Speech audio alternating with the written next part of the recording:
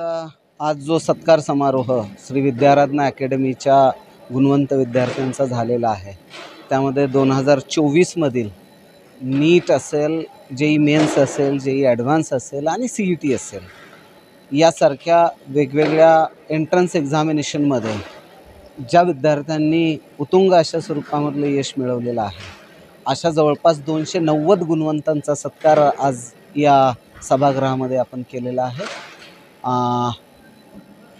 विद्यार्थ्यांच्या गुणानुसार किंवा त्यांच्या गुणवत्तेनुसार अगदी रोख पारितोषिक, मेमेंटो, त्यानंतर तो धनाकर्ष रोख पारितोषिकाचा एक छोटंसं रोपटं शाल या स्वरूपामध्ये विद्यार्थ्यांना हे करून भेट आणि त्या सत्काराचं स्वरूप होतं.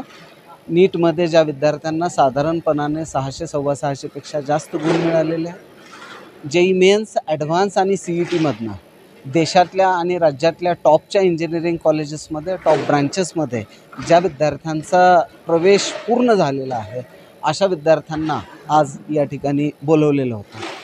श्री विद्याराधना अकॅडमीचं हे केवळ 3 वर्षामधलं हे यश आहे. मागच्या 3 वर्षामध्ये गुणवत्तेचा हा आलेख अतिशय उंचावत जातं. त्याचा मला आणि माझे सहकारी श्री संजयजी लड्डा आम्हा दोघांनाही सार्थ अभिमान आहे आणि भविष्यामध्ये याहीपेक्षा अधिक उच्चतम गुणवत्ता श्री विद्याराधना अकॅडमीच्या माध्यमातून राज्याला आणि देशाला समर्पित करण्याचा आमच्या दोघांचाही सातत्यानं प्रयत्न असेल. आता काय सांगाल, नीटमध्ये यावर्षीच्या 720 पैकी 710 गुण तुम्ही घेतले आहेत. विद्याराधनाचं नाव भारतामध्ये तुम्ही केलेलं आहे. काय आपल्या प्रतिक्रिया आहेत आणि काय वेगळेपण होतं अभ्यासाचं? नमस्कार, मी सार्थ प्रशांत पाटील. माझे आईवडील आहेत तिथे. मला नीटमध्ये 710 पडले 720 पैकी. सध्या आता मी एम्स भोपाळमध्ये फर्स्ट इयर MBBS करणार आहे. मी 11th आणि 12thचा नीटसाठीचा प्रिपरेशनसाठी अभ्यास मी विद्याराधना या अकॅडमी थ्रू केला. मला जे आत्ता यश भेटलेलं आहे ते विद्याराधना अकॅडमी, सर्व शिक्षक, माझे पालक व माझे मित्र ह्यांचा खूप मोठा वाटा आहे. मला समाजसेवा करण्याची खूप आवड आहे म्हणून मी डॉक्टर हा प्रोफेशन निवडला आहे. मी डॉक्टर होऊन माझ्या गावाचं आणि इकडच्या क्लासेसचं पण नाव उंच करणार आहे. माझ्या मम्मी पप्पांचं पण स्वप्न होतं आणि माझं पण हे स्वप्न आहे की मी खूप चांगला डॉक्टर होणार आणि देशाचं नाव हे करणार, उज्ज्वल करायचं तुम्हाला देशाचं नाव. अभ्यासाचं काय वेगळेपण होतं? नवीन यावर्षीच्या विद्यार्थ्यांना, नीटची तयारी करणाऱ्या विद्यार्थ्यांना तुमचा कानमंत्र काय असणार आहे? येत्या नीट एक्झामचे जे ॲस्पायरंट्स आहेत त्यांना माझी सगळ्यात मोठी हीच ॲडवाईस असेल की NCERT तोंडपाठ असावी. NCERT बुक बेसिसचंच आहे नीट एक्झामसाठी. जर नीट एक्झाम क्रॅक करायची असेल तर NCERT ही तोंडपाठ झालीच पाहिजे.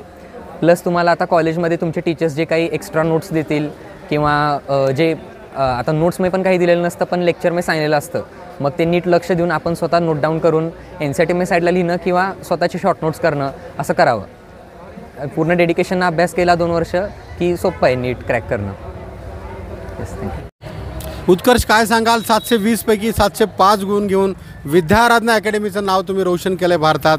आपली काय प्रतिक्रिया आहे आणि या यशाचं श्रेय तुम्ही कोणाला देता? 705 नीट परीक्षेमध्ये 720 पैकी 705 गुण मिळवणं हे नक्कीच माझ्यासाठी एक म्हणजे मोठी अचीवमेंट आहे आणि ह्या यशाचं श्रेय मी पूर्णस्तव माझ्या आईवडील आणि शिक्षक बांधवांना देत आहे.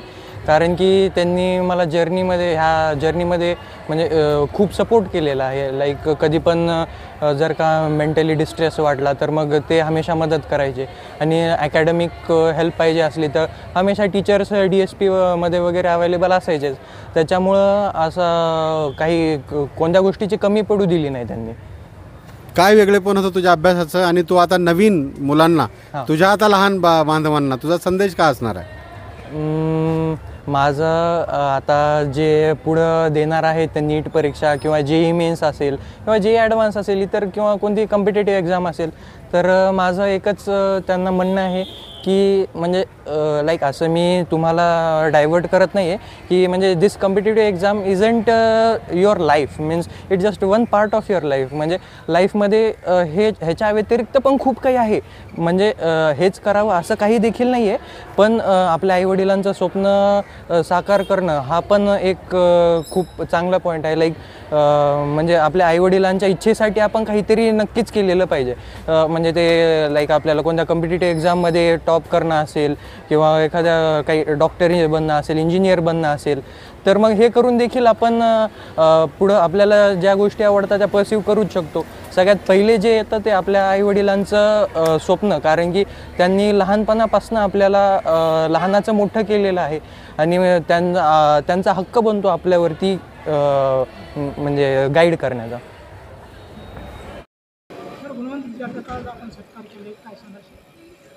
आत्ताच पवार सरांनी जे सांगितलं की आजपेक्षा उद्या म्हणजे फ्युचरमध्ये द बेस्ट देण्याचा आम्ही प्रयत्न करू. 2024पेक्षा 2025मध्ये आमचे गुणवंत विद्यार्थी आणखी किती जास्त वाढतील त्यासाठी आम्ही प्रयत्न करू. आणि लातूरचं नाव, विद्यारत्न अकॅडमीचं नाव देश पातळीवर कसं गाजेल ह्याच्यासाठी आम्ही 100% दोघं मिळून प्रयत्न करू. थँक्यू.